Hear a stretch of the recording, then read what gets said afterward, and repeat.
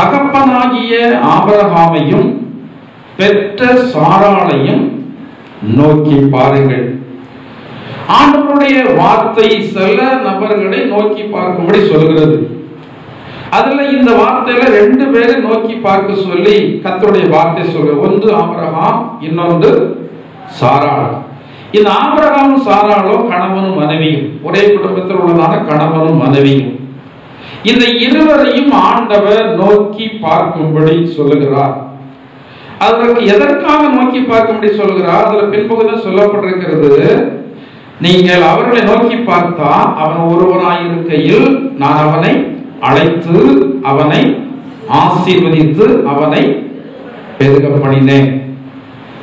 இந்த ஆபிரகாம் சாராளுடைய வாழ்க்கையினுடைய காரியங்களை நாம் கொஞ்சம் சிந்தித்து பார்க்க அவசியமாக இருக்கிறது.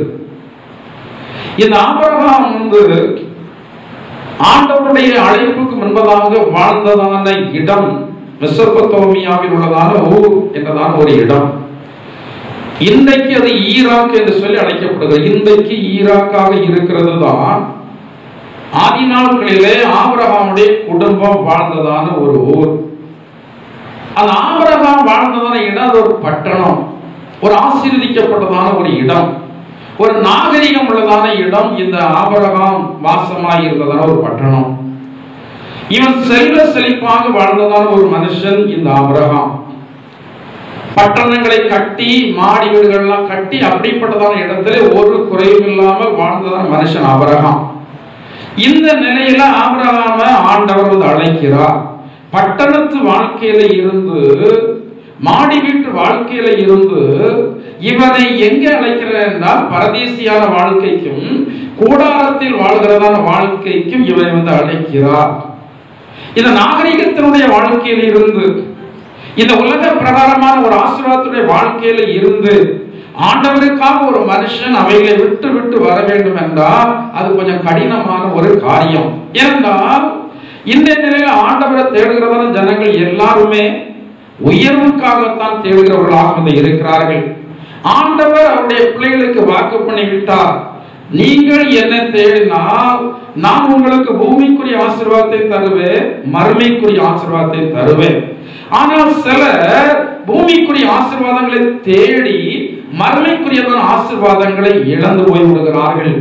ஒரு கர்த்தருடைய பிள்ளை இந்த பூமிக்குரிய ஆசீர்வாதத்தை தேட அவசியமே இல்லை.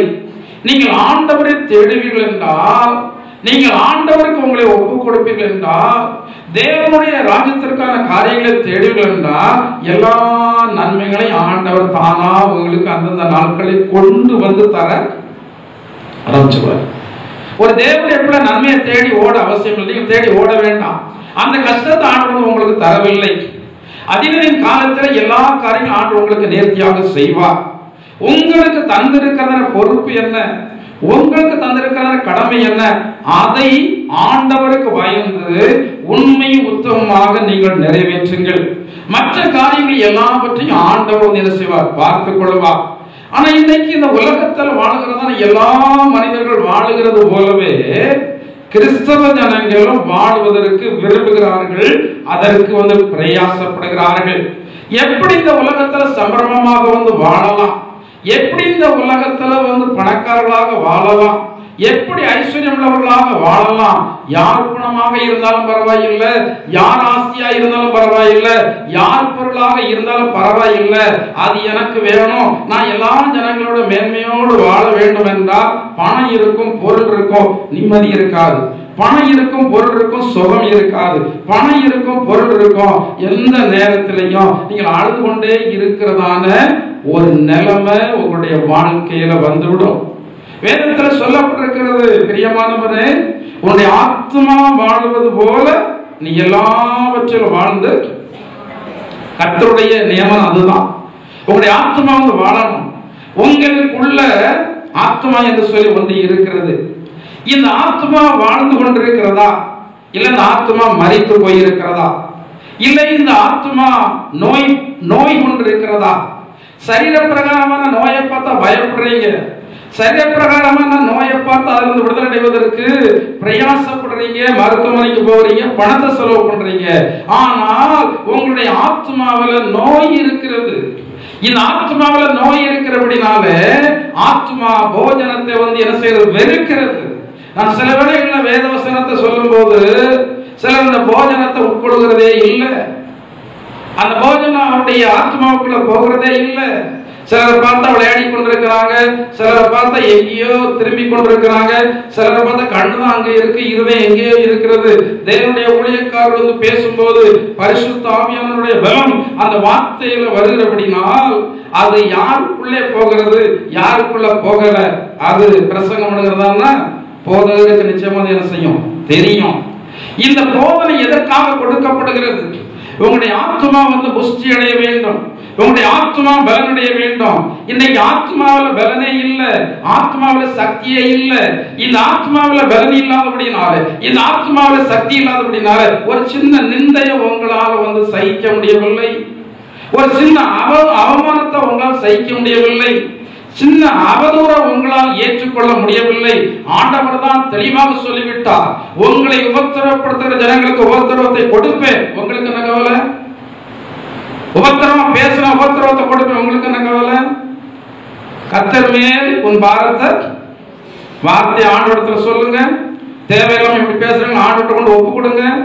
நான் என்னை பேசுகிற காரியங்களை எல்லாவற்றையும் ஆண்டவரத்தில் ஒப்பு கொடுத்தபடினாலதான் தேவையில்லாம பேசினதன் ஆட்களுடைய காரியங்கள் ஒண்ணுமே விளங்கினது இல்லை. ஏன்னா எனக்கு தெரியும், நான் விசுவாசித்திருக்கிறவர் இன்னொரு அறிவிய வேதம் சொல்லுகிற நான் நம்புகிறேன்.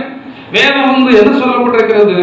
வேதத்தினுடைய வசனம் எல்லாம் வெள்ளி குகையில 7 தரம் உருக்கி புடமிடப்பட்டதான வெள்ளிக்கு சமானமாக இருக்கிறது. இந்த வேத வசனத்துல பழுதே இல்லை. அவர் சொல்கிறார், உபத்திரவப்படுத்துகிறவர்களுக்கு உபத்திரவத்தை கொடுப்பேன், உபத்திரவப்படுகிறதா உங்களுக்கு ஆறுதலை கொடுப்பேன்னு சொல்லி இருக்கிறாங்க. ஆறுதலை எங்க தேடுங்க? ஆண்டவரிடத்துல தேடுங்க. ஆண்டவரே, இந்த வார்த்தைகளை என்னால் சகிக்க முடியல, சரிதான். வேதம் சொல்கிறது, என்னை உபத்திரவப்படுத்த நீங்க உபத்திரவத்தை கொடுப்பீங்க சொல்லுகிறது. ஆண்டவரே, இந்த நேரத்தை, இந்த வார்த்தையை கடந்து போவதற்கு எனக்கு என்ன தாருங்க? என்ன தாருங்க? பலன் தாருங்க. ஆத்மாவில் என்ன இல்லை? ஆத்மாவில் என்ன இல்லை? பலன் இல்லை. ஆத்மாவில் பலன் இல்லாட்ட கொஞ்ச நேரம் உங்களால் நிற்க முடியாது. சாரி, சரீரத்தில் பலன் இல்லாட்ட கொஞ்ச நேரம் உங்களால் நிற்க முடியாது. ஒரு சிறிய காத்து கூட தள்ளிரும், அப்படியே தர்மாடி கொண்டு இருப்போம். ஏன்னா சரீரத்தில் பலன் இல்லை. இதே போல உங்களுடைய ஆத்மாவில பலன் இல்லாவிட்டா உங்களால் கிறிஸ்துவிலே நிலைத்திருக்க முடியாது.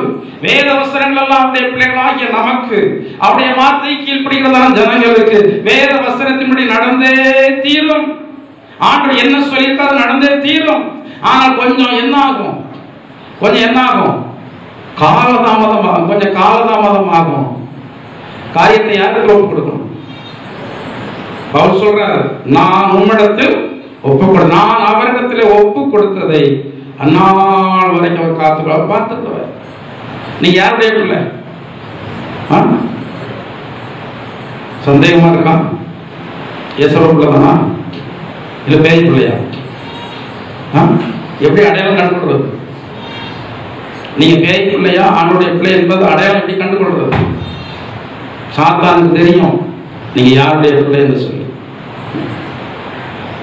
கர்த்தருடைய பிள்ளைகளுக்கு தெரியும் யாருடைய பிள்ளைகள் என்று சொல்லி. எல்லாருக்கும் தெரியாது நீங்க யாருடைய பிள்ளை. கர்த்தருடைய பிள்ளை என்பது தெரியாது. கர்த்தருடைய பிள்ளை அல்லாதவர்களாகவே சபையில வந்துவிட்டு போகலாம். கர்த்தருடைய பிள்ளைகள் அல்லாதவர்களாக நீங்கள் காலமெல்லாம் சபையில் வந்து கொண்டே இருக்கலாம். நீங்க அநேக ஜனங்கள் சபையில வர்றாங்க, ஆனா இவர்கள் யாருடைய பிள்ளை அல்ல, கர்த்தருடைய பிள்ளைகள் அல்ல. ரட்சிக்கப்படுகிறவர்களை கர்த்தர் அனுதினம் சபையில சேர்க்கிறார். அந்த சபையை கெடுப்பதற்கு ரட்சிக்கப்படாத ஜனங்களையும் சாத்தான் சபைக்குள்ள ஊடுருவ விட்டு விடுகிறான். இதை அடையாளம் கண்டுகொள்கிறதா சபை மட்டுமே சபையாக இருக்கும். இதை அடையாளம் கொள்கிறதான ஊழியக்காரர் மட்டுமே சபையை கரெக்டாக நடத்த முடியும். மற்றவர்களால் அந்த சபையை அவ்வளவு லகுவாக நடத்த முடியாது. இருந்தால் எந்த இடத்தில் எல்லாம் தேவன் கிரியை செய்கிறாரோ அந்த இடத்தில் எல்லாம் செயல்படும்படியாக சாத்தான் என்ன செய்கிறான்? விரும்புகிறான், வருகிறான். நீங்கள் தேவனுடைய பிள்ளைகளாக இருக்க வேண்டும். தேவனுடைய பிள்ளைகளாக இருந்து உங்களுடைய ஆத்மாவை நாளுக்கு நாள் பலமுள்ளதாக மாற்றினா நீங்க ஒன்றுக்குமே பின்னடைய. ஒரு ஆள் உங்களை மோசமான ஆள் சொல்ல நீங்க மோசமான ஆளா மாறிடுவீங்களா? மாறிடுவீங்களா? சொல்லுங்க. ஒரு ஆள் மோசமான ஆளுன்னு சொல்ல நீங்க மோசமான ஆளா மாறிடுவீங்களா? மாற மாட்டீங்களா? நல்லவர்களா தான் இருப்பீங்க. அப்புறம் ஏன் உங்களுக்கு சங்கடம்? வையப்பட்டு தான் ஆசீர்வதிக்கப்படுகிறோம். பைபிள் சொல்லப்பட்டிருக்கிறது. 4 பேர் உங்களை பேசணும். இன்னைக்கு பேசிட்டாங்களா, சீக்கிரத்தில் உங்களுக்கு என்ன வருது? ஆசீர்வாதம் வருதுன்னு அர்த்தம். அதற்கான ஆசீர்வாதம் உங்களுக்கு வருதுன்னு அர்த்தம். பேசிட்டாங்களா, அதற்கு அவர்களுக்கான கேடு வருதுன்னு அர்த்தம். சொல்லுவாங்கல்ல, ஆட்டை கடிச்சு மாட்டை கடிச்சு கடைசியில் மேய்ப்பரே வந்து கடிக்க ஆரம்பிச்சுட்டாங்கன்னு சொல்லுவாங்கல்ல. அதே கதையில எங்கெங்கெல்லாமோ மோதி அவருக்கு கேடு காலத்திற்கு சொல்லியே கர்த்தருடைய பிள்ளைகளாகி உங்ககிட்ட வந்து முட்டுவாங்க. வேதம் சொல்லுது, இந்த கல்லி மேல் மோதுகிறவன் எந்த கல்?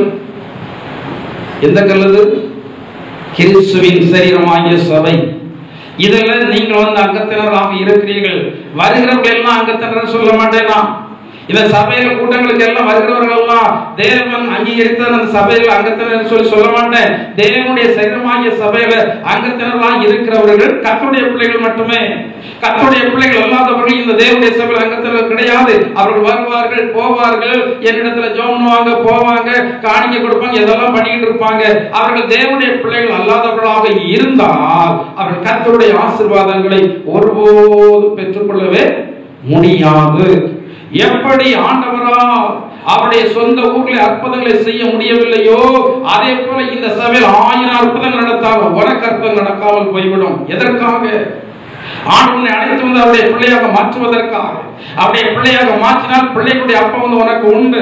நான் அவருடைய பிள்ளையாகவே மாற மாட்டேன், நான் இப்படியே தான் இருப்பேன், எனக்கு ஆசீர்வாதம் வரும் என்றால் அதுக்கு வேற இடத்தை பார்த்துக்கணும். இங்க என்ன வராது, என்ன வராது, ஆசீர்வாதம் வந்து வராது. ஆண்டவராலே அற்புதத்தை செய்ய முடியலையே. நான் ஒரு மனுஷன் அல்லவா, ஒரு தெய்வம். அவருடைய சொந்த ஊர்ல என்ன இல்லை. ஏன் அவங்க சொன்னாங்களாம், அற்பமாக நினைச்சாங்களாம். யார யார என்ன சொன்னாங்க? இவன் தச்சனுடைய குமார் அல்லவா, இவன் பெரிய இவனும், இவன் என்ன பேசுறீங்கள, ஊழியக்காரன் பேசுறீங்கள, எப்படி அந்த ஊழியக்காரன் சொன்னவங்களுக்கு அற்புதம் நடக்கும்? எப்படி நடக்கும்? இயேசுவை பேசினவன் அந்த ஊர்ல அவர் ஒரு அற்புதத்தை கூட செய்ய முடியவில்லை.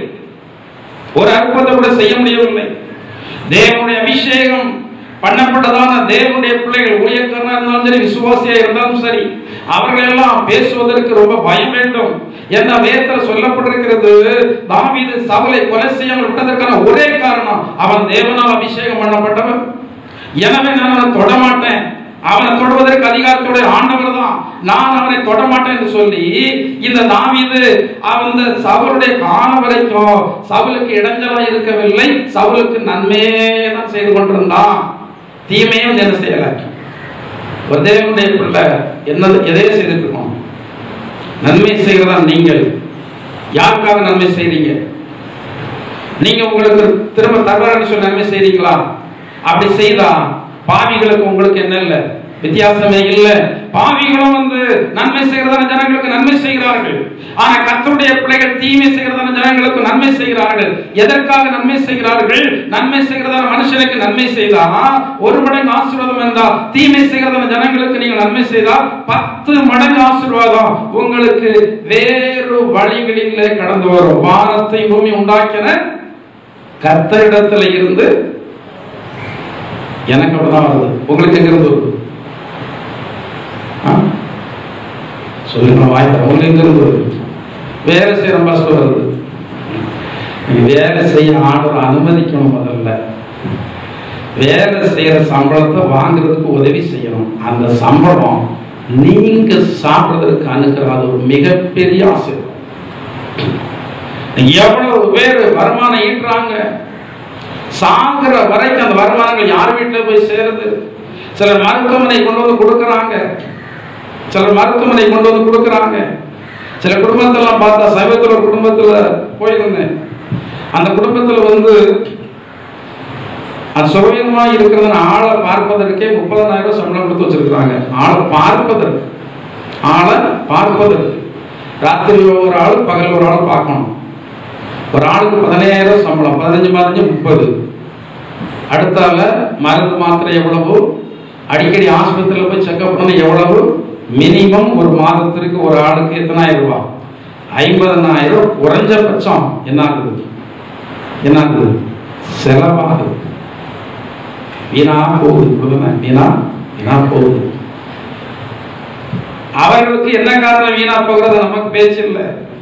ஆனா நம்ம வாங்கி வருகிறத சம்பளத்தை நாம் அனுபவிக்க ஆண்டு உதவி செய்கிறது அல்லவா, அது நமக்கு ஆண்டு தந்திருக்கிறதான ஆசீர்வாதம். பைபிள்ல சொல்லப்பட்டிருக்கிறது, ஒருவன் என்ன இச்சித்தால் அவனுக்கு கிடைக்கிறது, ஆனால் அனுபவிக்கும் சக்தி அவனுக்கு, கவனிக்கிறீங்களா, அனுபவிக்கும் சக்தி அவனுக்கு 5 கோடி ரூபாய் செலவு பண்ணி வீடை கட்டலாம், சகல வசதியோடு கட்டலாம், ஏசி ரூம் போட்டு கட்டலாம், கரண்ட் இல்லைன்னா கூட கரண்ட் இருக்கும், அப்படியெல்லாம் கட்டலாம். ஆனா தூக்கத்தை ஆர்டர் கொடுக்காம அந்த ரூம்ல நீ இருந்து பயனே கிடையாது. தெருவில் படுத்துக்க நல்லா தூங்குறான், அங்கே எங்கேயும் ஆள் நடமாடிக்கிட்டே இருக்காங்க, நல்ல கொட்டை போட்டு தூங்குறான்.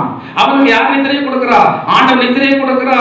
ஆனால் நீ அவ்வளவு பெரிய வீட்டை கட்டி வச்சிருக்கிற, வீட்டை எவ்வளவு பெரிய வீடு என்பது பெருசல்ல, அந்த வீடை எப்படி கட்டினாய், அதுதான் முக்கியம். அந்த வீடை எப்படி கட்டினாய் நீ? வேதத்தில் சொல்லப்பட்டிருக்கிறது, அதாவது அநீதியினால வீட்டையும் அநியாயத்தினால தன் மேல் வீட்டர்களையும் கட்டுகிறவனுக்கு ஐயோ. வேதம் சொல்கிறது, அந்த வேதவசத்தை நான் போதிக்கிறேன். வீடை நம்ம பெருசா சின்னதா பற்றி பிரச்சனை இல்லை. ஆண்டவர் பணம் இருந்தா பெருசா கட்டலாம், பணம் இல்ல கொஞ்சம் சின்னதா கட்டலாம். ஆனா அந்த வீட்டுல அநீதியான பணம் அந்த வீட்டுல இருக்க கூடாது. யாரையோ ஏமாத்தி வீட கட்டிடக்கூடாது. வேலையாளர்களுக்கு கூலி கொடாமல் இருந்து விடக்கூடாது. வேலையாளர் அந்த வீட்டை விட்டு கடந்து போகும்போது மன நிம்மதியா போனவன் அத்தனை கோடி ரூபாய் செலவு பண்ணி வீட்டை கட்டுகிறது. அநேக கூலிக்காரனுக்கு சம்பள பாக்கி வைத்து விடுகிறார்கள். அத்தனை கோடி ரூபாய் செலவு பண்ணி வீட்டை கட்டுகிறத நபர் கடைசியில் வீடை கட்டி முடிக்கும் போது கான்ட்ராக்ட்காரனுக்கு கரெக்டாக கணக்கு பார்த்து சம்பளத்தை முடிச்சு கொடுக்க மாட்டான். அந்த வீட்டுல எப்படி நிம்மதியாக குடியிருக்க முடியும்? அநீதியினால் வீடு கட்டப்படக்கூடாது, அநியாயத்தினால் வீடு கட்டப்படக்கூடாது. அப்படி கட்டினா அந்த வீட்டுல நிம்மதியோடு சமாதானத்தோடு இருக்கவே நீங்க நிறைய பேர் அப்படி கட்டிட்டு தான் வீட்டுல பேய் இருக்குன்னு யாரை கூப்பிட்டு சொல்றாங்க. யார் நிம்மதி தூக்கத்தை கெடுத்து வச்சிருக்கிறது யாரு? அவன் பண்ண அநீதியும் அவன் பண்ண அக்கறம் தான் தூக்கத்தை கெடுத்து வச்சிருக்கு. இவன் யாரை கூப்பிட்டு சொல்ல போறான்? காசு கொடுத்து 50,000 ரூபாய் காசு கொடுத்தா பெரிய பாசு என்ன செய்வார், வந்துருவாரு. 50,000 ரூபாய் காணிக்க முதலே கொண்டு கொடுத்து பாசு எங்க வீட்டுக்கு கொஞ்சம் ஜோம்பிப்பாங்கன்னா சக்குன்னு 40 லட்ச ரூபா 50 லட்ச ரூபாய் டகார்னு வருவாரு. அவரு வருவாரு. யார் வரணுமே? ஆண்டவர் வரணுமே. ஆண்டவர் வரணும் அந்த வீட்டுல. அந்த ஆண்டவர் வராட்ட அந்த வீட்டுல நிம்மதியான தூக்கம் வரவே வராது. எத்தனையோ இடங்கள் எனக்கு தெரியும். பெரிய பெரிய பாஸ்டர் எல்லாம் கூப்பிட்டு ஜோம் பண்ணி பார்த்தாச்சு கிறிஸ்தவங்க. ஆனா அந்த வீட்டுல என்ன இல்ல, நிம்மதியாக தூங்க முடியல. வீடு பாழா கிடக்கிறது, பேயடைஞ்சு கிடக்கிறது. வீடு பங்களா, ஆனா மனுஷனுக்கான பங்களா இல்ல. அந்த வீடு யாருக்கான பங்களாவாக இருக்கிறது? பேய்க்கான பங்களாவாக இருக்கிறது. அந்த வீட்டுல நிம்மதியாக குடியிருக்க முடியல. தேவனுடைய பிள்ளையாகிய நம்முடைய வீட்டை கர்த்தர் என்ன செய்கிறார்? ஆசீர்வதிக்கிறார். கொஞ்சமா இருந்தாலும் பரவாயில்ல, சின்ன வீடா இருந்தாலும் பரவாயில்லை, பெரிய வீட தந்தா சந்தோஷம் தான். நான் விரும்புறது அதுதான். விசுவாசிகள்லாம் எப்படி வீடு கட்டணும்? ஆனா அநீதியினால கட்டிடக்கூடாது, அநியாயத்தினால கட்டிடக்கூடாது. நியாயமா கட்டணும், நீதியா கட்டணும். அப்ப நாங்க சந்தோஷமா என்ன செய்வோம்? சந்தோஷமா அந்த வீட்டை ஆசீர்வதிப்போம். அந்த வீடு எப்படி இருக்கும்? எப்படி இருக்கும்? ஆசீர்வாதமா இருக்கும். எனக்கு அன்பான தேவனுடைய பிள்ளைகளே, இன்னைக்கு அநேக மனிதர்களுடைய வாழ்க்கையில கர்த்தருடைய ஆசீர்வாதங்களை பெற முடியாதவர்களாக இருப்பதற்கான காரணம் என்ன? இவர்கள் தேவனுடைய வார்த்தைக்கு என்ன கொடுப்பதில்லை, செவி கொடுப்பதில்லை. உலகத்தினுடைய காரியங்களே தேடுகிறார்கள். வீடு கட்டினா போதும், நகையை வாங்கினா போதும். அதை எப்படி வாங்குற என்பது முக்கியம் அல்லவா? கைப்பாடாய் சேர்க்கிறவன் என்ன அடைவான்? கைப்பாடாய் சேர்க்க என்ன அடைவான்? சிலருக்கும் ஐயோ அவங்க சம்பாத்தியம் பண்ண பார்த்தா ரொம்ப நமக்கே ரொம்ப கஷ்டமா இருக்கும். காலையிலிருந்து சாயங்காலம் வரைக்கும் சிலர் உழைக்கிறாங்க. உழைப்பு அவங்கள நான் என்ன செய்யறேன்? ரொம்ப மேன்மையாக எடுக்கிறேன். உழைப்பு என்பது ஆண்டவருக்கு ஏமாற்றதான் கூடாது. என்ன செய்யணும்? என்ன செய்யணும்? உழைக்கணும். காலையில் உழைக்கிறாங்க. யாரு? மேரி காலையில உழைப்பு, இட்லியெல்லாம் போட்டு என்ன செய்யணும்? வியாபாரம் பண்ணணும். அவர் பகல வீட்டு கணவன் காலையில் போய் இட்லி வித்துட்டு வர்றாரு. அடுத்த என்ன வேலை? டெய்லர் வேலை. நல்லா உழைக்கிறாங்க. அந்த உழைப்பை அவர்கள் ஆசீர்வதிக்கணும் ஆண்டவர். அந்த உழைப்பை ஆசீர்வதித்து கொடுத்தா தான் அது இவர்களுக்கு நாளுக்கு நாள் தினத்தை கொடுக்கும், விருத்தியை கொடுக்கும். எத்தனை பேர் உழைக்கிறதுல விருத்தி உண்டாகவில்லை? உங்களுக்கு உழைக்கிறதுல விருத்தி உண்டாக வேண்டுமானால் முதலாவது தேவனுடைய ராஜ்யத்தை நீதியை தேடுங்கள். வர்றாங்க ஞாயிற்றுக்கிழமை என்னைக்கெல்லாம் வந்து பெரிய ஒரு கிருபை காலை போனோன்றோம். ஏன்னா அவர்களுக்கு நம்ம தூரத்திலிருந்து வருகிற அப்படின்னா ஆகாரம் கொடுக்க வேண்டியது இருக்கிறது. எனவே அவங்க வர்றது கன்ஃபார்ம் ஆனதான் நம்ம சமைக்க முடியும். ஆனால் பாஸ்டர் தண்ணி வரும்னு சொல்லி நம்பி எல்லாத்தையும் வந்து கழுவி எல்லாம் தொடச்சி போட்டாச்சு. குளிக்கிறதுக்கு என்ன இல்லை, குளிக்கிறதுக்கு தண்ணி இல்லை பாஸ்டர். வேக வேகமாக போய் கார் எடுத்துகிட்டு போய் ஆற்றுல போய் குளிச்சுட்டு அதுக்கப்புறம் அங்கேருந்து வேக வேகமாக கடந்து வந்திருக்கிறாங்க. எதை தேடி வந்திருக்கிறாங்க? தேவனுடைய ராஜ்யத்தையும் அது நீதியத்தை. ஒவ்வொரு பிரயாசத்திற்கும் பலன் உண்டு. எவ்வளவு கஷ்டப்பட்டு ஆண்டவரை தேடுகிறீர்களோ அதற்கு வந்து உங்களுக்கு நிச்சயமாக என்னோட பலன் உண்டு. இது முகஸ்துதிக்காக சொல்கிறதல்ல, சாட்சிக்காக தான் சொல்கிறேன். அவர்கள் மட்டுமல்ல, எல்லாரும் நீங்கள் முதலாவது தேவனுடைய ராஜ்யத்தையும் அதன் நீதியும் தேடுனா எல்லா ஆசீர்வாதங்களையும் தானா கொடுப்பாரு. அந்த ஆசீர்வாதத்தை எந்த மனுஷன் தடை பண்ணாலும் அது நிற்காது. ஏன்னா கொடுக்கிறவன் மனுஷன் அல்ல, கொடுக்கிறவர் யார்? ஆண்டவர். மனுஷன் கொடுத்து நிறையாது. யார் கொடுத்து நிறையும்? ஆண்டவர் தர்றாரா? எனக்கு ஆண்டவர் தான் தர்றாரு. மனுஷன் கொடுத்து ஆண்டவர் எனக்கு கொடுக்கும்போது சிலர் தப்பா சொல்றாங்க, இவர் ஏமாத்தியும் என்ன செய்யறாரு, ஏமாத்தியும் என்ன செய்யறாரு. பலிபடத்துல சொல்றேன், ஏமாத்தம் விளங்கிக்கவே முடியாது. எங்க இருக்கேன்? அடுத்தவங்க ரூபா அநியாயமா 50 ரூபாய் என் பாக்கெட்ல நான் விளங்கவே முடியாது. எனக்கு தெரியும், நான் போதிக்கிறேன் அல்லவா, போதிக்கிறேன் அல்லவா, எனக்கு தெரியாதான்னு தெரியும். அடுத்தவங்க போனா எனக்கு அவசியம் இல்லை. ஆண்டவர் தருகிறது என் வீட்டுல இருந்தா அது போதும் எனக்கு. ஆண்டவர் எனக்கு எப்படினாலும் தவிர கொடுக்கிற தெய்வம். என்னுடைய தகப்பனார் தான் அடிக்கடி சொல்லுவாங்க, அடிக்கடி வார்த்தை சொல்லுவாங்க, நான் அந்த வார்த்தையை பயன்படுத்தல. நீ தான் ஊழியக்காரனை போஷிக்கணும். ஏன்னா ஊழியக்காரன் ஜபத்துல பங்கெடுத்துட்டு இருக்க நீ தான். விசுவாசிகளை பார்த்தா சொல்வாரு, நீ தரலன்னா உன் வீட்டுல இருக்க வண்ணான கொண்டு ஆண்டவனை வந்து என்ன செய்வார்? வண்ணான கொண்டு ஆண்டவனை வந்து என்ன செய்வார்? போஷிக்க. நீ தரணும் அவசியம் இல்லை. என்னுடைய தகப்பனார்லாம் உயிரோடு இருக்கிற வரைக்கும் அவர் பெரிய ராஜரீக வாழ்க்கை தான் வாழ்ந்தார். ராஜரீக வாழ்க்கை என்றால் ரொம்ப ஸ்மார்ட்டா இருப்பாரு. இன்னைக்கு இருக்கிற அரசியல்வாதியெல்லாம் அவரை மாதிரி ட்ரெஸ் பண்ண முடியாது. போயிட்டுனா அதாவது ஒரு நேரம் தான் போடுவாரு. அவரு துவைக்கிறதுக்கு போட்ட துணியே அழுக்கா இருக்காது. அப்படி வாழ்ந்தார். யார் வச்சவர் சார்? நான் ஊழியத்துக்கு வர்றதுக்கு முன்னாடி ரொம்ப யோசனை பண்ணாங்க. நானும் ரொம்ப யோசனை பண்ணேன் தான். ஆனா இங்க வந்ததுக்கு நான் அதை இன்னும் மறுபரிசீலனை செய்ய வேண்டியிருக்கு. அந்த வார்த்தையை, அந்த யோசனை இன்னும் ஆசைப்படுறேன். நான் இங்க வந்து படுறேன். ஆனா ஊழியத்துக்கே வரமுடிய ரொம்ப வைராக்கியத்துல இருந்தேன். இதே மாதிரி என்னுடைய தகப்பனர் வந்து மனம் திரும்பிட்டாரு. அவர் அற்புதத்தை கண்டு மனம் திரும்பல. வாலிப நாட்கள் வெள்ளி கிரகம்னு ஒரு வெளிநாட்டு ஊழியக்காரர் வந்து பாளையங்கோட்டை இங்கே வந்திருக்கிறாரு. அங்க இவரை யாரை கூட்டிட்டு போயிருக்கிறாங்க. அந்த பிரசங்கத்துல அவர் மனம் திரும்பினவர். அற்புதத்தை கண்டு மனம் திரும்பினவர் இல்ல, வார்த்தையினால மனம் திரும்பினவர். அவ ஊழியத்தை செய்யணும்னு எத்தனை பேர், ஊழியத்திற்கு உங்களுக்கு அழைப்புன்னு எத்தனை பேர் சொல்லியிருக்கிறாங்க. ஆனா இவர் ஊழியத்தை செய்யறதா இல்லை, விருப்பம் இல்லை. இப்போ உள்ள ஊழியக்காரங்களாம் நல்ல வாழ்க்கை. எந்த ஊழியக்காரங்களும் அதிகமாக என்ன பண்றது இல்லை, கஷ்டப்படுறது இல்லை. சாப்பாடு, வஸ்திரம், வாகனம் எப்படியும் கிடைச்சிருது, எப்படியும் எங்க இருந்தாலும் கிடைச்சிருது இப்போ உள்ள ஊழியக்காரங்களுக்கு. அப்ப இதே என்னமே கிடைக்காது. அப்ப ஆண்டவர் சொன்னாராம், சரியான நான் ஊழியத்துக்கு போறேன், எனக்கு சாப்பாடு யாராவது தருவா? நான் போய் யார்கிட்டையும் கேட்பதற்கு நான் வெட்கப்படுறேன். சாப்பாடு இல்லைன்னு சொல்றதுக்கு நான் வெட்கப்படுறேன். நீங்க எப்படி எனக்கு சாப்பாடு தர போறீங்க? இதற்கு விட கிடைக்கும், நீ ஜோம்னு விட தருவேன் அப்படின்னு சொல்லிட்டு அவர் இருந்த இடம் எங்க தெரியுமா?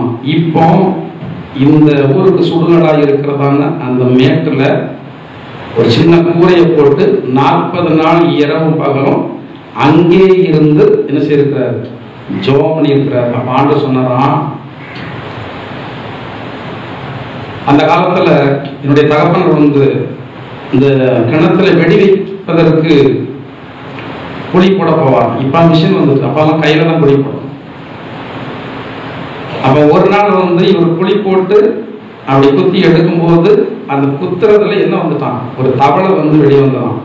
அப்ப இவர் வந்து தேர வந்து வெளியே வந்ததான். அப்போ ஆண்டவர் ஜோம் என்ன கூட்டினாராம், நீ அன்னைக்கு குழி போடும் போது ஒரு தேர தவளை அந்த கம்பியில குத்தி வெளிவிடுறது அல்லவா, அது எங்க இருக்கு?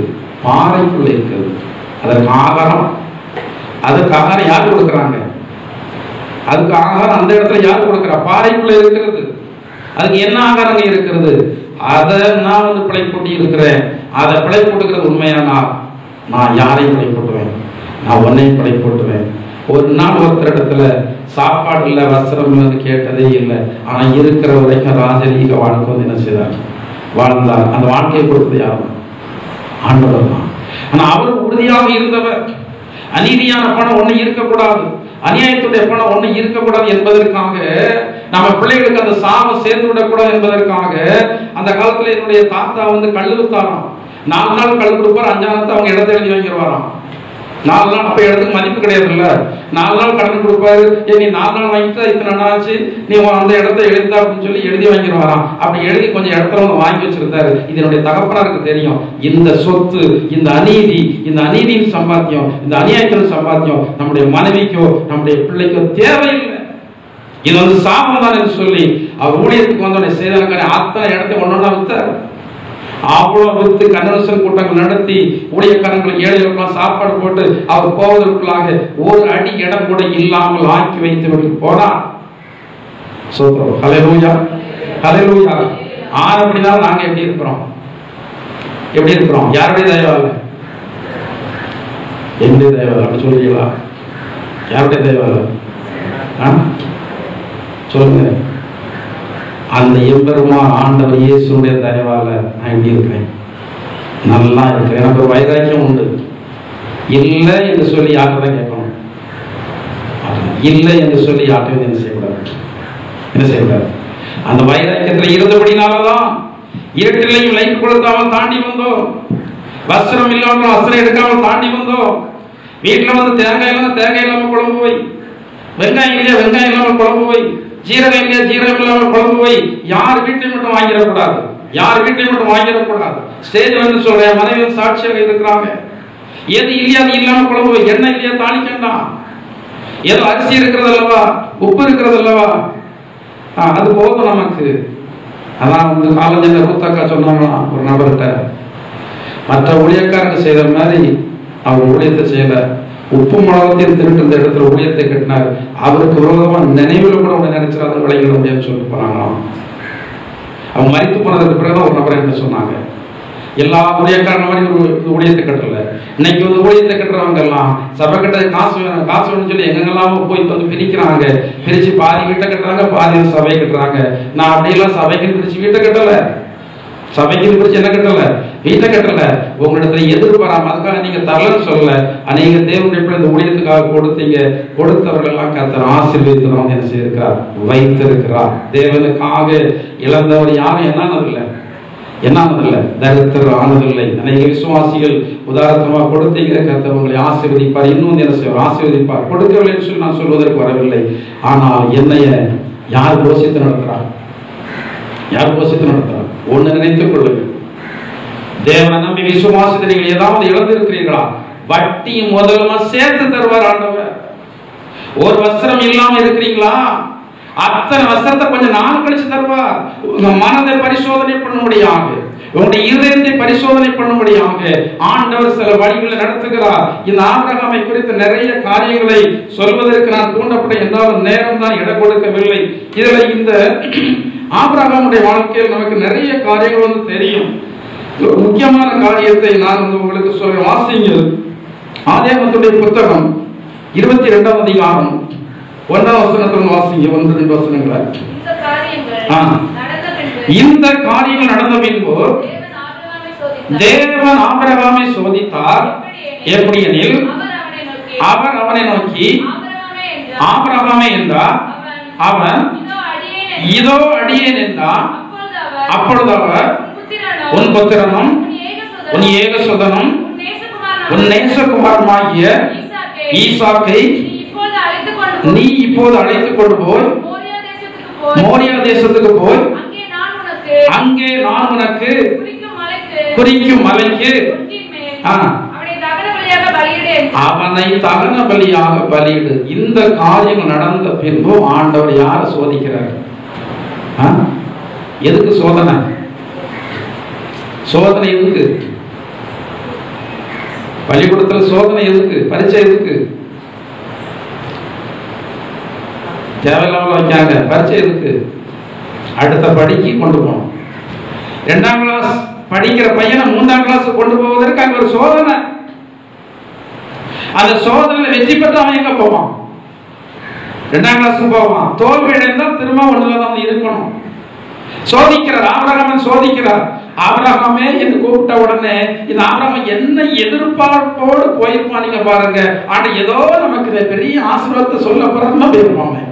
அவன் சொல்றான், இதோ அடியேன் அப்படின்னு சொல்றான்.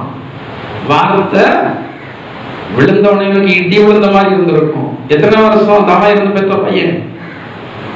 25 வருஷம் தாமா இருந்து பெற்ற பையன் யார் கேட்கிறான்? அதுவும் வார்த்தையை நான் தூண்டுற மாதிரி வார்த்தையை பேசுறாரு. ஈசாக பலியாடுறதுன்னு சொல்லியிருக்கலாம்.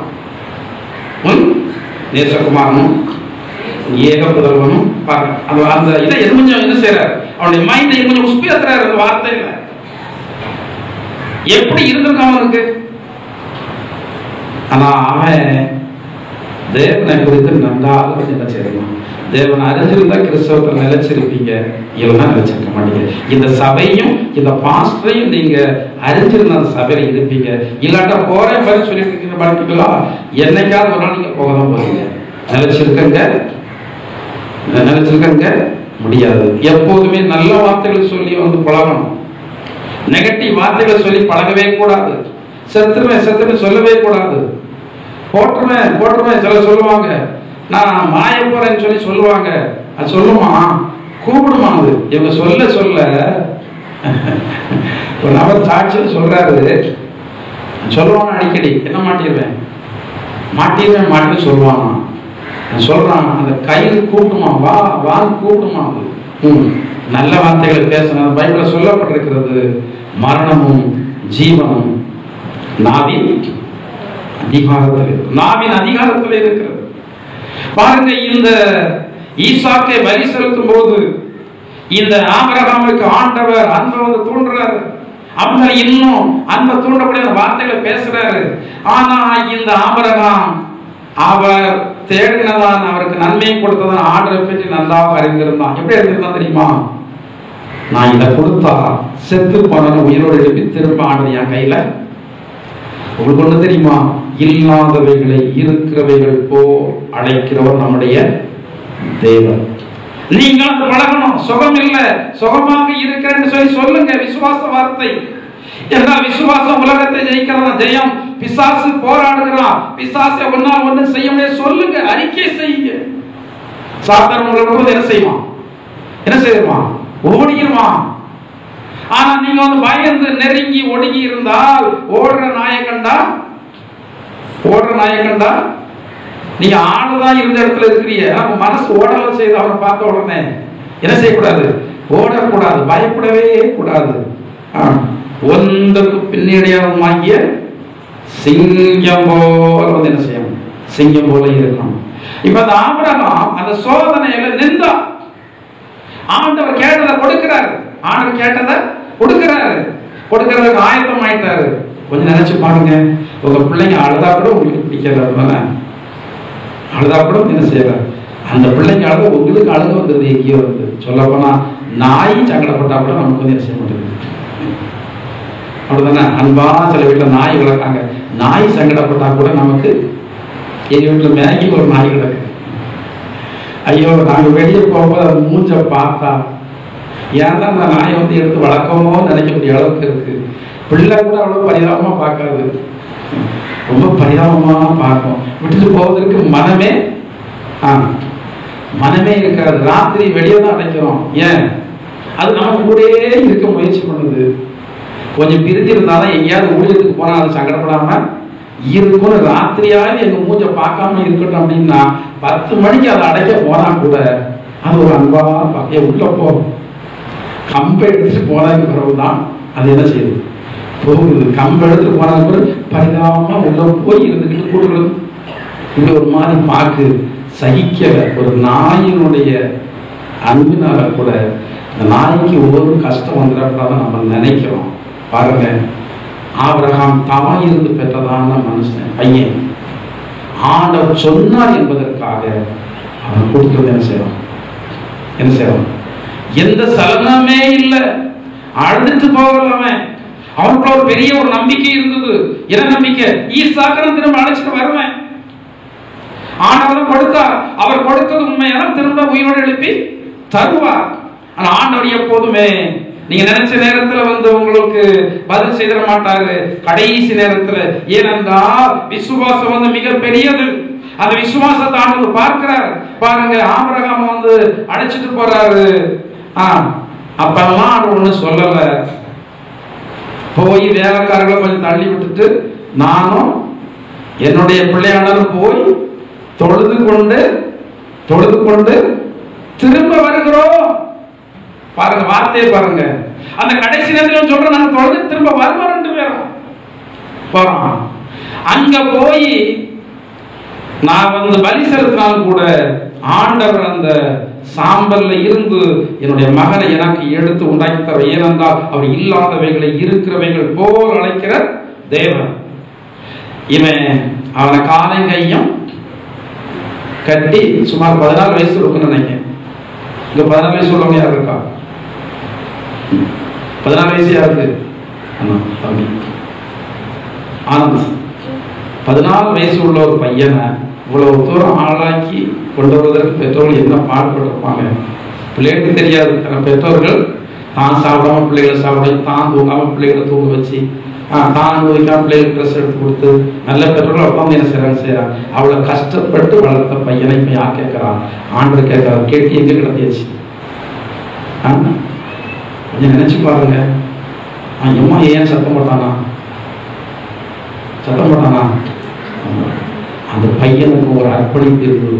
அந்த பக்தி யாருக்கு இருந்தது? அதான் பைபிள்ல சொல்லப்பட்டிருக்க நீதி நியாயங்கள் எல்லாம் அவனுடைய பிள்ளைகளுக்கு இந்த ஆபிரகாம் என்ன செய்யறான்? கற்றுக் கொடுத்திருந்தான். என்ன சொல்லியிருப்பான்? மகனே, ஆண்டவர் ஒன்ன வழியா போகும்போது கதை சொல்லி போயிருப்பான். ரொம்ப வருஷம் பிள்ளைகள் மக்களே போகும்போது சும்மா போயிருப்பாங்க. நம்ம வெட்டி கதைகளை பேசிட்டு போயிருப்போம். அவன் நீதி நியாயங்கள்லாம் பேசிட்டே போயிருப்பான். மக்களே, ரொம்ப நாள் பிள்ளை இல்லை, எனக்கு இத்தனை வயசாச்சு, நீ நினைச்சு பாரு. இப்படி கிழவனுக்கு கிழவிக்கு எங்கேயாவது பிள்ளை பிறந்திருக்கான்? கிழவனுக்கு கிழவிக்கு பிறந்ததான் பையன் தான் நீ. இந்த ஆண்டவன் எவ்வளவு பெரிய தேவன். இதெல்லாம் சொல்லிட்டு போகும்போது யாருக்கு விசுவாசம் வந்துட்டு? ஈசாக்கு விசுவாசம். எனவேதான் சத்தம் படல. விசுவாசம் எம்மா ஏன் சத்தம் போட்டு அடுத்த ஆளுக்கு ஓடி வந்திருக்கோம். ஏன் சண்டான உன் பையனே நீ பரிசலத்து போறன்னு சொல்லி மற்ற ஆளுக்கு காப்பாத்திருப்பாங்க. நம்ம பிள்ளை மாதிரிப்பட்ட பையனா இருந்தா ஒரே சத்தம். எங்க அப்பா என்ன பண்ணுறாரு? ஓடியாங்க. ஒரு சத்தமும் இல்லை, ஒரு ஸ்தலமும் இல்லை. அவனும் நம்புறான், ஈசாக்க நம்புறான். பட்டயத்தை உருவான். என்ன கேட்கு? சத்தம் கேட்கு. யார் சத்தம்? அப்பவும் எப்படி கூப்பிடுறாரு? ஆபிரகாமே கூப்பிடுறாரு. கூப்பிட்டு சொல்றாரு, பிள்ளையாண்டாமே உன் கைய முதல்ல கொடுனாரு. இப்ப கொடுக்கறாங்கிறாரு. ஆண்டவர் என்ன பண்ணி பார்க்கிறாரு? என்னெல்லாம் ஆண்டவர் பண்ணின பரிசோதனை, அவ்வளவு பரிசோதனை நின்னபடினாலதான் இன்னைக்கு பில்தாசா நான் ராஜரீக வாழ்க்கை தான் வாழ்ந்துட்டு இருக்கேன். ஏன்னா யாரையும் எதிர்பார்க்க மாட்டோம். நம்ம நடத்துறதுதான் ராஜரீக வாழ்க்கை தானே. யார் மட்டும் எதிர்பார்க்கிறோம்? நாளைக்கு தேவை, இன்னைக்கு ராத்திரி வந்துடும். எப்படி வருமோ, எங்க வருமோ, எப்படி வரும், அது யார் தருவா? ஆண்டவர் தருவார் இல்லையா? யாராவது ஒரு நபர் கொண்டு வந்து நாங்க இத்தனை லட்சம் ரூபாய் வந்து வச்சுக்கிடுங்க, நீங்க செய்தி பிறந்தாங்க, இங்க யாரும் தரல. வெளியே உள்ளவங்க சில வந்து என்ன செய்திருக்காங்க? நேரம் ஒரு நபர் 4 லட்சம் ரூபாய் நன்கு உள்ளவங்க, சபை உள்ளவங்க இல்லை, வெளியே உள்ளவங்க. இன்னொருத்தங்க 10 லட்சம் ரூபாய் இருந்தாங்க. நீங்க வேலை செய்ய பாஸ்டர் பிறகு வந்து என்ன செய்ய நாங்க சொல்லி, இதெல்லாம் யாருடைய வழி நடத்தலாம்? அவங்க யாருமே நெருக்கிக்கிட்டு ஓடிக்கிட்டுலாம் இல்லை. அவர்களுக்கு எனக்கு கொடுக்கல, அவர்களாம் நெருக்கிக்கிட்டு ஓடிக்கிட்டுலாம் இல்லை. ஆனா அவரை ஏமாத்த போறதும் இல்லை. அவரை எதிர்பார்ப்பதற்கு முன்னாடியே ஆண்டவர் கொடுக்கத்தக்கதான கிருபையை நிச்சயமாக வந்து எனக்கு வந்து என்ன செய்வார்? தருவார். யாரையும் எதிர்பாராதபடி ராஜரீக வாழ்க்கை யாரால் வாழ முடியும் என்றால் ஆண்டவரை விசுவாசிக்கிறதான ஜனங்களால் மட்டுமே. கடைசி நேரத்தில் கட்டாயம் ஒத்தாசை வரும். மனிதர்கள் முன்பாக வெட்கப்பட்டு போக விடவே மாட்டார். இது ஆபிரகாம் வெட்கப்பட்டு போக விடவில்லை. அவருடைய பிள்ளைகளாகிய நம்மை ஆண்டவர் வெட்கப்படுத்துவாரா? நீங்கள் ஆராதிக்கிறதான தேவன் மகா பெரியவர், அவர் வல்லமையுள்ளதான தேவர், எல்லாவற்றையும் ஆளுகை செய்கிறவர், தேவன் என்று வழிபடுகிறதான எல்லா தேவர்களும் ஆண்டவர் சொன்ன நிந்தை ஆக வேண்டும். வேதம் சொல்கிறது, முழங்கால் யாவு எனக்கு முன்பாக முடங்கும், நாவு யாவு என்னை முன்னிட்டு அறிக்கையிடும். எல்லா ஆவிகளும் சொல்லுகிறது. நான் எத்தனையோ ஆவிகள் வருகிறேன், எல்லா ஆவிகளும் சொல்லுது. யார்தான் பெருசு? யார்தான் பெருசு? வேதம் சொல்லி இருக்கிறது சொல்லுது. எல்லா நாவுகளும் என்ன அறிக்கை பண்ணும்? எப்படி அறிக்கை பண்ணும்? இயேசு பெரியவர் என்று சொல்லி அறிக்கை பண்ணும். நீங்க பெரியவர், இயேசுடைய பாதுகாப்புக்குள் இருக்கிறீங்க. சில நேரங்களில் சில காரணத்திற்காக வேறிய தேச வேலைக்கு பார்க்கிறார், விசுவாசத்தை பரிசோதனை பண்ணும்படியாக. ஆனால் இதனுடைய முடிவு எப்படி இருக்கும்? சம்பூர்ண ஆசீர்வாதமாக இருக்கும். ஒருபோதும் உங்களை எடுக்கப்பட விட மாட்டார். ஆனா கொஞ்சம் வந்து நீங்க அந்த நேரங்களில் சமயங்களை கடந்து போய் தான் ஆக வேண்டும். ஆபிரகாம் அதை கடந்து போனார். கடைசியில இந்த ஈசாக்கு தேவனால் பலி செலுத்தப்பட வேண்டியதான ஒரு நேரம் வரும்போது ஆண்டவர் வேண்டாம்னு சொல்லிட்டாரு. அப்ப என்ன கேக்கு? சத்தம் கேக்கு. என்ன சத்தம்? ஏன் முன்னாடி கேட்டிருக்கலாமே?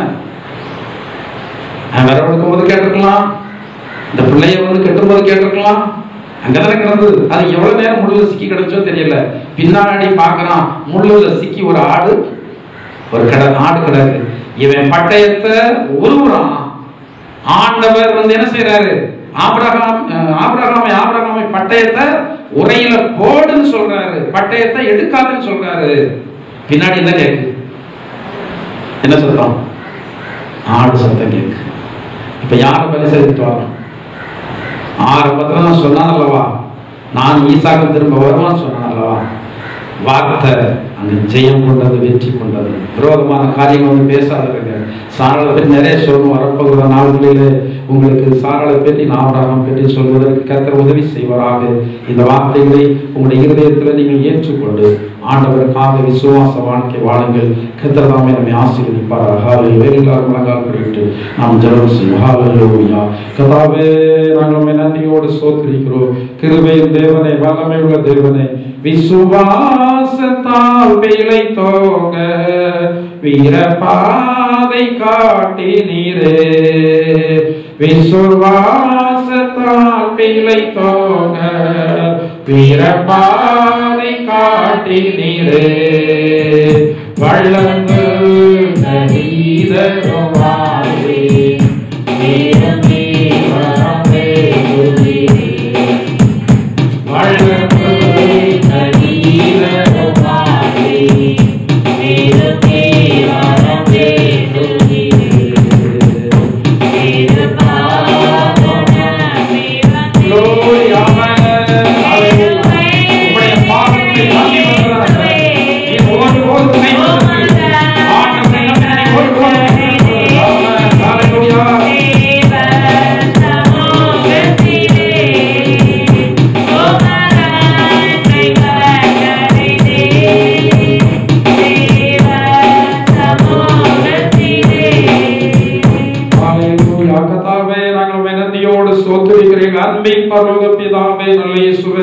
இந்த வாரத்தில் நம்முடைய திருப்பாதத்திலே கடந்து வந்து ஜீவனுள்ள தேவனாகிய உம்மை ஆராதிக்கும்படி கர்த்தர் எங்களுக்கெல்லாம் உதவி செய்து நாங்கள் நன்றியோடு ஸ்தோத்திரிக்கிறோம். எங்கள் ஆராதனை ஏற்றுக்கொண்டு எங்களை மீண்டும் ஆசீர்வதித்தீரே ஸ்தோத்திரிக்கிறோம். ஆண்டவரே, வசனம் சொன்ன பிள்ளைகளை பலப்படுத்துங்க. என் வார்த்தைகளை கற்றுக்கொள்ள வாஞ்ச விருப்பத்தை உருவாக்குங்க. எழுப்பின சாட்சிகளுக்காகவே ஸ்தோத்திரிக்கிறோம். கர்த்தர் எங்களுக்கு தந்த ஜீவனுள்ள வார்த்தைகளுக்காக ஸ்தோத்திரம். ஆண்டவரே, கர்த்தாவே, உங்கள் தகப்பனாகிய ஆபிரகாமையோ உங்களை பெற்ற சாரலை நோக்கி பாருங்கள் என்று கர்த்தருடைய வார்த்தை சொல்லி இருக்கிறது. ஆண்டவரே, இந்த ஆபிரகாமுடைய வாழ்க்கையை நாங்கள் உற்று நோக்கி பார்க்கும் போது கர்த்தாவே, சோதனை காலத்திலே நிலைத்திருந்து விசுவாசத்திலே ஜெயம் பெற்றவராய் வாழ்ந்தது போல நாங்களும் விசுவாசத்துல ஜெயம் பெற்றவர்களாய் வாழும்படியாய் எல்லாருக்கும் கர்த்தர் கிருபை செய்தல் வேண்டுமாறு ஜெபிக்கிறோம். வந்திருக்கிற எல்லாரையும் ஆசீர்வதிங்க. வராத ஜனங்களை வரும் நாட்களிலே கர்த்தர் அழைத்து வாருங்க. சமீபத்திலும் தூரத்திலும் இந்தியாவின் பல மாநில வெளிநாடுகளில் இருக்கிற எல்லாரையும் உடைய கரத்தில் ஒப்பு கொடுக்கிறோம் ஆண்டவரே. இந்த வாரம் ஆசீர்வதிக்கப்பட்ட வாரமாய் காணப்படட்டும். கொடிய வியாதிகளுக்கு எல்லாரையும் கர்த்தர் காத்துக் கொள்ளுங்க. சத்துருடைய கண்ணிகளுக்கு வல்லாத மனுஷர்கள் செய்யும் தீமையான ஆலோசனைகளுக்கு எல்லாம் எல்லாரையும் விலைக்கு கர்த்தர் காத்துக்கொள்ள வேண்டுமாறு ஜெபிக்கிறோம் ஆண்டவரே. கர்த்தாவை கேட்ட சத்தியங்களின்படி வலதுபுற இடதுபுறம் விலகாமல் ஜீவிக்கும்படியான பலனையும் கிருபையோ பரிசுத்த ஆவியானவரே உங்க ஒத்தாசையினாலே கட்டளையிட வேண்டுமாறு ஜெபிக்கிறோம். ஆபிரகாமுடைய வாழ்க்கையை முன்மாதிரியாக நாங்கள் அறிந்திருக்கிறோம். அந்த வாழ்க்கையின்படி நாங்களும் நடந்து உம்முடைய ஆசீர்வாதங்களை பெற்றுக்கொள்ள எல்லாரையும் கர்த்தர் பலப்படுத்துவீராக ஆண்டவரே. வருகை தாமதிக்கு மீண்டுமாக ஒரு முறை கூட உங்க சரிதானத்திலே கடந்து ஆராதிக்க கர்த்தர் கிருபை தாருங்க. வருகை இருக்குமானால் உம்மை எதிர்கொண்டு வரத்தக்கதான பரிசுத்த ஜீவியத்தை தந்து தேவன் நாமே வழிநடத்த வேண்டுமாறு இயேசுவின் நாமத்தால் ஜெபிக்கிறோம் ஜீவனுள்ள பிதாவே.